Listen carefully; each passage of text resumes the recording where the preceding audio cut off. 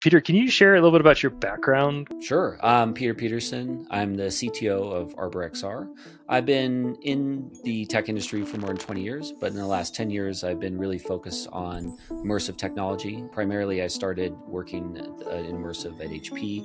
We worked on the Reverb, which is a PC-connected VR headset. It was basically industry leading at the time in optics and form factor, and really was starting to open doors about what you could do in VR and in the immersive space. And we saw a lot of challenges with it. And certainly at the time, everyone was thinking about where immersive was going to go. You know, we really were looking towards the future and trying to see where this was going to go and really kind of untethering, basically cutting the cord and the cable and being able to put this technology on people's heads. And I remember when the Quest device came out and kind of how excited we were about it. And I remember when even HoloLens was announced and how excited we were about just the AR space in general and how that was going to kind of open up some really interesting use cases for the industry.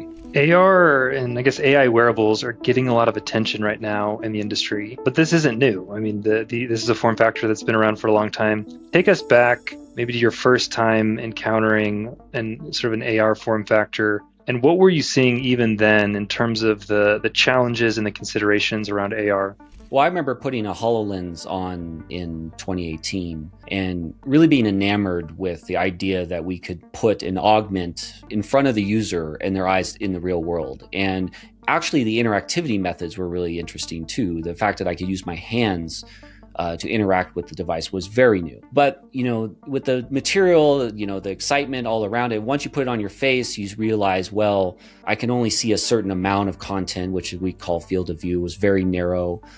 The devices were pretty heavy at the time. Battery life wasn't really good. And ultimately, it wasn't, other than the exciting demo maybe at the time, it really wasn't a useful device. It didn't really do anything that we thought was productive at the time, other than the demos that they were giving at the time. So I think that was the issue. You know, we saw a device that was exciting, you know, something you want to put on somebody's head, but something that didn't really meet the needs of a productivity device and somebody could use. Talk a little bit about you talk about the tension between different, I guess, even physical constraints and the trade-offs you have to make. Kind of go a little bit more in detail there.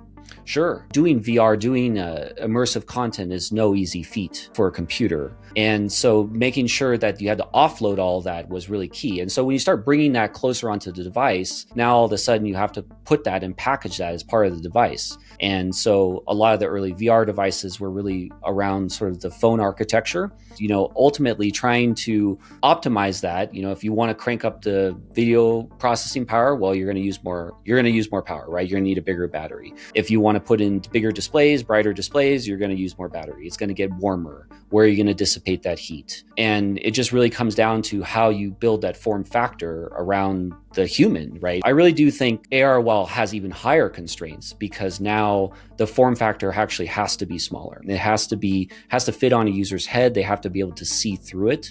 The idea of AR is augmenting reality. So you have to let the world in, and then you need to be able to put things in front of the user to augment it. And I think there's just a lot of tweaking that we're going to have to do in order to get that right. And just there's a lot of human factors to it. You want to make sure that it's kind of optimized for the tasks that you're doing.